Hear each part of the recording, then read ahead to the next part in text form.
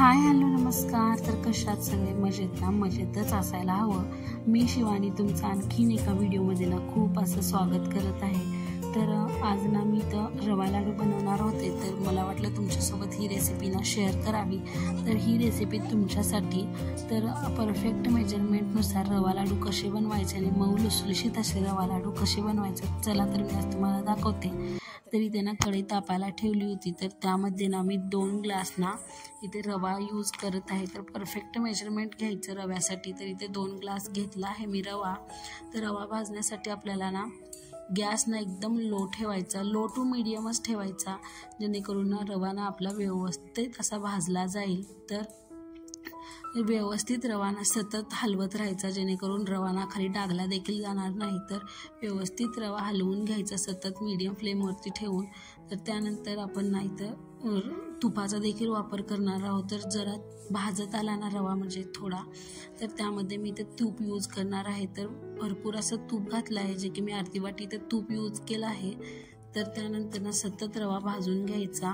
सतत रवा भाजून घेतला ना आपल्याला छान खमंग असा रवा देखील भाजला जाईल, आणि जेवढा रवा छान भाजला जाईल ना तेवढे आपले लाडू पण चविष्ट होतात. तर कधीही मोठा फ्लेमवरती ना आपण रवा भाजून घ्यायचा नाही, लो टू मीडियम फ्लेमवरतीच आपल्याला रवा भाजला जातो आणि व्यवस्थित आतमध्ये रवा भाजला जातो. तर व्यवस्थित मीडियम फ्लेमवरतीच रवा भाजून घ्यायचा आहे आपल्याला.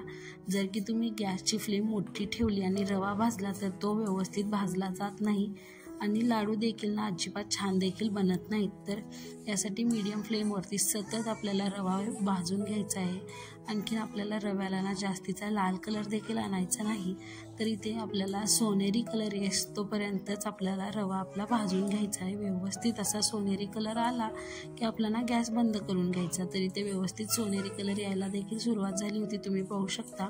तर व्यवस्थित इथे सोनेरी कलर आला होता, तर गॅस बंद करून घ्यायचा. त्यानंतर ना गॅस बंद केला की कढईमध्ये रवा आपल्याला ठेवायचा नाही. कढई गरम असते तर कढईला देखील रवा डागला जातो, त्यामुळे एक भांडं घेऊन ना त्यामध्ये रवा व्यवस्थित असा काढून घ्यायचा. आपल्याला व्यवस्थित असा रवा काढून घेतला तर यामध्ये थोडा 15-20 मिनटं रवा आपला थंड करून घ्यायचा, जास्तीचा देखील थंड करून घ्यायचा नाही. तर इथे रवा मी व्यवस्थित काढून घेतला आहे. तर इथे मी 2 ग्लास रवा यूज केला होता. तर थंडच रवा झाला की यामध्ये ना आपल्याला पिठी साखर यूज करायची आहे, जी की मी इथे थंड झाल्यावरती थोडंसं यूज करणार आहे. तर इथे मी 2 ग्लास रव्यासाठी 1 ग्लास पिठी साखर यूज केली आहे. थोडी वरती चमचाभर पिठी साखर मी ते यूज केली आहे. तर तुम्हाला देखील जास्तीचे गोड लाडू हवेत असेल तर तुम्ही यापेक्षा जास्त घालू शकता. या मेजरमेंटनुसार परफेक्ट असे गोड रवा लाडू बनतात. तर यासाठी जास्तीची काही पिठी साखर यूज करायची नाही. 1 ग्लास आणखीन 2 चमचे वरती आपण घालून घ्यायचं आहे. तर व्यवस्थित मऊ होतात. तर यासाठी ही मेजरमेंट परफेक्ट आहे. तर ते व्यवस्थित रवा मिक्स साखर मिक्स करून घ्यायची. थंड झाला होता या कारणाने हातानेच मिक्स करून घ्यायचं, जेणेकरून रव्यामध्ये आपली पिठी साखर ना व्यवस्थित अशी मिक्स होईल. त्यानंतर इथे मी ड्रायफ्रूटचा देखील यूज केला आहे. तुम्हाला जे ड्रायफ्रूट आवडतात तुम्ही ते यूज करू शकता. तर मी ड्रायफ्रूट बदाम घातले आहे यामध्ये. तर त्यानंतर इथे भरपूर सारी वेलची पूड आपण यूज करू शकतो. वेलची पूडने छान असं रवाचे लाडू आपल्याला चविष्ट लागतात, खमंग देखील लागतात. त्यानंतर थोडंसं तूप यूज केलं आहे, ज्यामुळे रव्याला ना छान बाइंडिंग देखील येईल आपल्या तुपामुळे, आणि व्यवस्थित असे मिक्स केल्यामुळे ते रवा लाडू मोकळे देखील बनणार नाहीत. तर इथे मी तुम्हाला एक सिक्रेट यूज करायला सांगणार आहे. तर इथे ना मी पेलाभर ना दूध यूज करणार आहे, त्यामुळे आपला रवा ना एकदम असा छान खुल्ला देखील जातो. त्यामुळे इथे मी दुधाचा वापर करणार आहे. तर दूध घालून ना व्यवस्थित असा मिक्सअप करून घ्यायचं रवा, जेणेकरून आपला रवा ना एकदम व्यवस्थित मोकळा देखील होणार नाही. तर इथे थोडं थोडं करून आपण दूध यूज करणार आहोत. तर तुम्ही देखील असं दूध यूज करून नक्कीच रवा लाडू बनवू शकता. तर दूध यूज केल्याने काय रवा लाडू आपले खराब देखील होणार नाहीत. तर तुम्ही म्हणजे आम्ही नेहमीच असे रवा लाडू बनवते, जे की दिवाळीला आणखीन लक्ष्मी वेळेस आम्ही जर फराळ बनवतो ना, तर तेव्हा आम्ही रव्याचा लाडू ना असा ह्याच पद्धतीने बनवतो. तर म्हणजे खराब तर आणखीन झाले नाहीत, म्हणजे कधीच होत नाहीत. तर तुम्ही देखील असे रवा लाडू बनवू शकता.